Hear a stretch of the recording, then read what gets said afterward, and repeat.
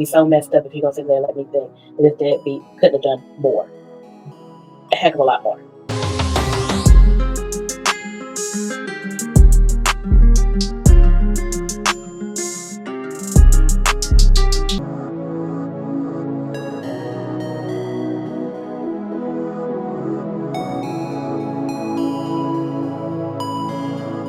Trigger warning, I normally should be saying it on some of my videos, but if you guys haven't heard about this story, this has happened in Detroit where two children have passed away from hypothermia. And it is really heartbreaking what happened, how it happened, and how there was no one able to help this dear mother save her children from this ending that happened to her. And I'm just like, I had to speak on this story because I am so sick and tired of people coddling deadbeats. Like the expectation for men to do better or to be a parent is so low. So every time things like this happen, they immediately blame the mother because it's so unfairnant that a dad is supposed to do the same as a mother is supposed to do. And that perspective, that bullcrap really needs to stop and change. Even fathers that are fathers that do what they're supposed to do have even said it themselves. They're like, why am I getting glorified for simply just putting sunscreen on my daughter like I should, and I'm getting all this praise? Like the totem pole is so low for dads. And a whole bunch of other people commented and said, we agree. It's just something you should automatically do. It's the coddling for me. It's just ridiculous.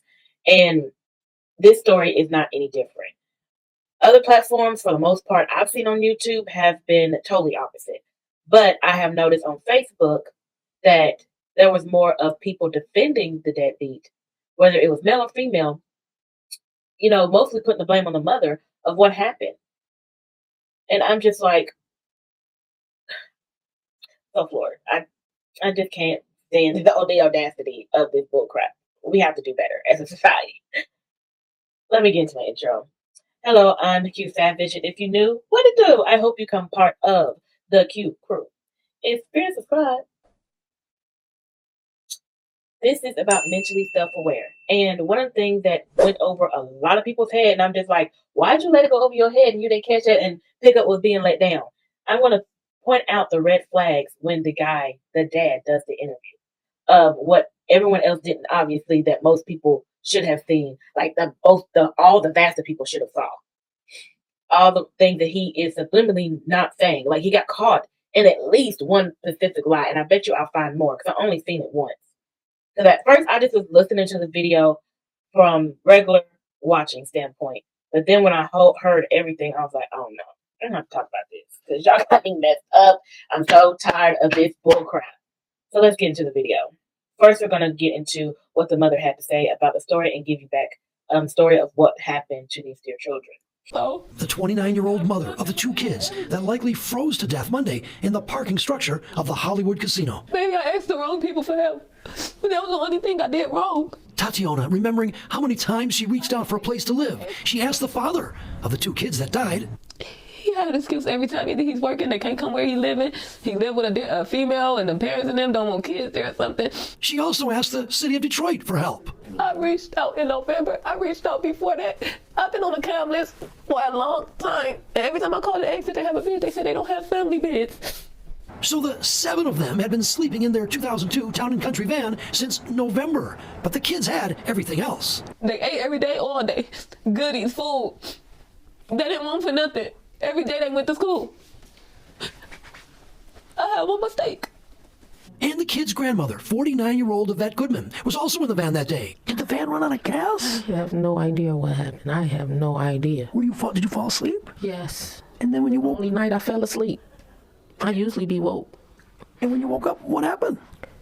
My grandson wasn't moving. A GoFundMe account has been set up to help the family. That's one of the reasons we did set the GoFundMe up, so she will be able to have housing for herself and the children, her other remaining children. We'll put a link to the GoFundMe account on our website, fox2detroit.com. That's all I wanted to do was sleep somewhere safe. In Detroit, Charlie Langton, Fox 2 News.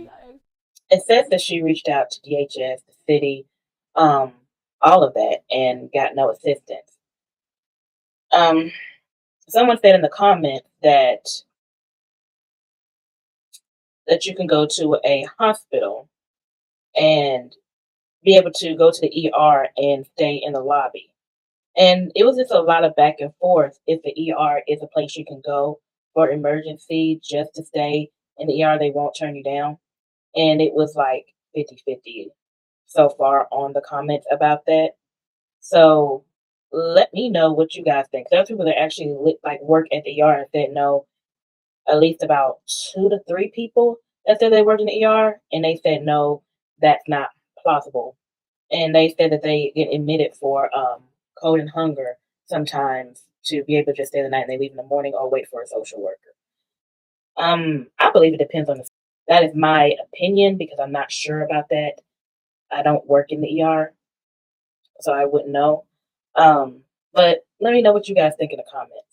But we're going to go ahead and also those excuses that she said. I've always grew up around teen moms and spoken to single mothers over the years, and I wasn't always a single mother myself for a good long time.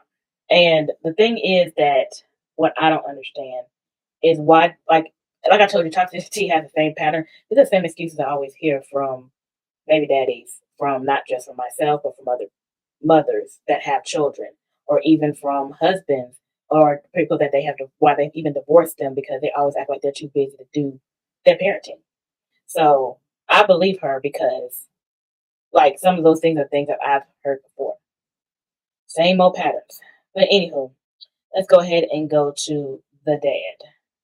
Well, tonight, Darren is getting the father's side of this story, hearing about the moment he learned 2 of his children had passed away.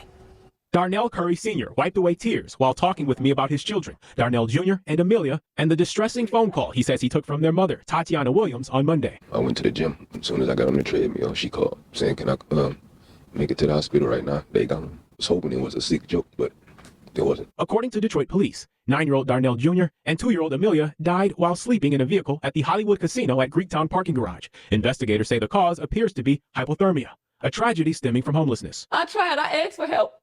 I asked everybody, even people out of state. But I tried. I tried to keep hotels. I tried to pay people to stay there. It wasn't working for me. People just didn't like too many kids at their house. I spoke with the children's mother Tuesday evening. She told me she's been living in her vehicle for 3 months, along with her 4 kids, her mother, and 2 teenage siblings. She says she reached out to Curry, who's the father of 3 of her children. I asked him, I said, can you get your kids for me? I said, I need help. You know I'm homeless. I kept a room this long. I couldn't keep it no more. They were homeless. Had Tatiana ever reached out asking to... No, she did not. All she said was, can I get him? Can I get him? Just to get him. Red flag number 1. I think that number 1 was that I'm not seeing any tears, but his eyes may be glistened over, not sure. That could be something else. Anywho, number 1, he immediately said no, he didn't, but in the same sentence, she said, come get them. But everyone else in the comment is the same thing that I said. You said she did ask you. If I heard that you told me to come pick up my kid, I'm coming. I'm coming. You don't need to say anything more. I'm coming. I'll make something happen. Mothers always make arrangements and do what they have to do. There's some women that said that, I think it's only one woman, that said that women have to stop being strong and try to stop when someone says no, try to make arrangements. She said in a tearful plea over and over again that she has tried and she has asked. And she was turned away multiple times. They were talking about throwing up pride. What pride? She already was begging for help. I get them because y'all homeless. That's 2 different things. She said she had been homeless for 3 months. See, that's what I saw about 3 months, but she ain't never said nothing to me. He never knew that she was homeless for 3 months, but she told you to come get the kids. You hear how uncomplacent this man is? That's number 1 is already a red flag. Let's listen for number 2. Other side stories, they can cut all that. No, she did not. Curry, who lives in Novi. No, she did not, but she did contact you to come get your kids. Continue. Says Williams never specified why she wanted to drop their kids off to him. She doesn't need to. She really doesn't need to. And I'll tell you why, especially why she didn't need to when we listen further to this. Says, can I get them for a couple of days? But I told her I'm working and all that, and I'm out here. We're not close to each other, so I couldn't. But she knows all my family is right around the corner from her. Did she reach out to any of your family? No, she did not. This is another thing that irks my nerves about deadbeat dads, is that Why do I need to contact other family members? Other family members. I don't know why I came out like that. Other family members when you are the parent. I should not have to contact auntie, grandma, such and such when you are the parent. That makes no sense. No sense. Why am I calling people that's not the damn parent? And those are your family members. Why don't you call for her? Because they are your children. They are no longer together, and they are the ones doing you a favor, watching your kid, not the other way around. No, she could have. Like we always used to do. He says the last time he held his children was a month or two ago, and that they typically FaceTime, moments he will miss. This is the part that discredits him in the first place that I was telling you guys about. I don't see how you defended this piece of crap man when he said that he hasn't physically seen his kids in months. We're in February. He ain't seen them for Thanksgiving or Christmas. She's been homeless since November. Because that's when she said she was asking for help. Are we using our listening ears? Because I heard all that the first time I heard the story. You could tell I'm mad. I put my finger over my mouth like I don't want to hear any of y'all BS right now. How are you not getting your kids when she asked you to come get your kids? And you haven't seen your kids in months and you still are too busy to get your kids? Another huge red flag. How did that go over your head? For the men that defended him must be just like him. And this man immediately lied. He acted like he is doing what he's supposed to do as a parent. You see how I don't say father or I don't just say deadbeat? I say parent as in equally the same responsibility as the mother. And plenty of real fathers would agree. You're not taking care of your kids. So you're getting mad at her for what? Guys, on the internet. Y'all trolling because there's no reason for you to be upset at her. More so than the dad. I blame the deadbeat. Because there's no reason why you didn't give the kids at least shelter. Because a lot of times when you go to shelters, I have heard that they will take so many people in. And that they may take the children, but children have to have another adult there. So they may only take the adult, but they have a grandmother there too. So she's trying to accommodate all, including herself. When if you could at least just took the kids, she would have been way better off. Because then them two could probably have gone to a shelter. Because the kids have been okay and been good. It's the audacity. The full blatant ignorance, the gaslighting, it's not like he totally feels like he did everything he was supposed to do. I'm too busy. I have work. He was literally at the gym when he got the call that his children are gone. There's a police investigation into this. What is it you would like to see come of this? Obviously, nothing's going to bring back your 9-year-old and your 2-year-old. It doesn't matter to me. Can't get them back. Another huge red flag. It doesn't matter to me because they're gone. It should matter because you would want to have some type of justice or something. Of course he doesn't care. He's part of the reason why they're gone. When he said, it's the words that he chooses. It doesn't matter to me because his children's gone. I get it. But you saying it doesn't matter? So, it's whatever. Jaron Cunningham, 7 News Detroit. It's been whatever. And then you see how small these children are. He's talking about some FaceTime. He's sitting up there playing in y'all's face. We all know how sensitive children are around those ages. Children that small are way more demanding in care. No, you cannot get them back. Our heart aches for this family. I mean, there's so many people reaching out, trying to help. And I would just say, to anybody in our community, if your children are cold and go inside somewhere, beg for help if you can. So nothing like this. That's not helpful because she's been there, done all of that, I'm sure.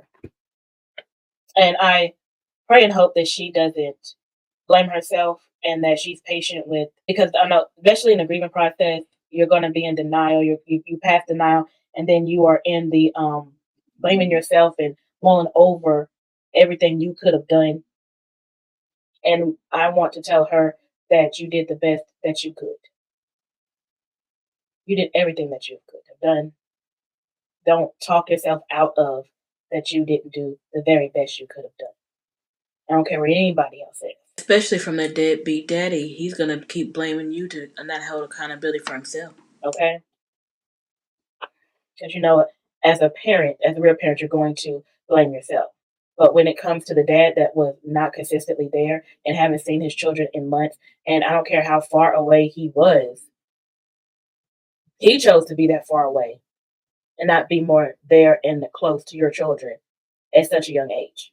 And you don't just have two that passed away that you had with her. You had three.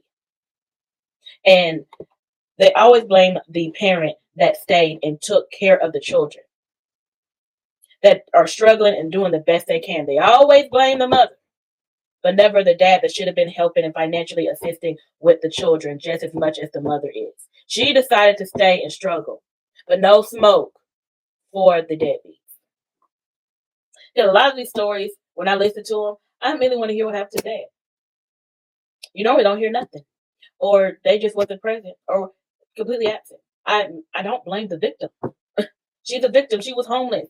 She already was in a vulnerable state, period.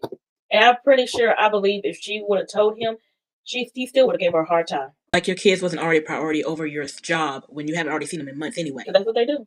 Deadbeats are very self-absorbed. And then mothers are supposed to be so grateful for just anything that they're able to provide, and the mother's supposed to do it all. Get out of here. Remember, you guys, you're beautiful, wonderful made. Only you can make that change, but you got me so messed up if you're going to sit there and let me think that this deadbeat couldn't have done more. A heck of a lot more. And a lot of people said in the comments, too, that he should go to jail for child endangerment and neglect. Because, wait, you weren't there? Maybe they should start doing that. I see you guys on the next video.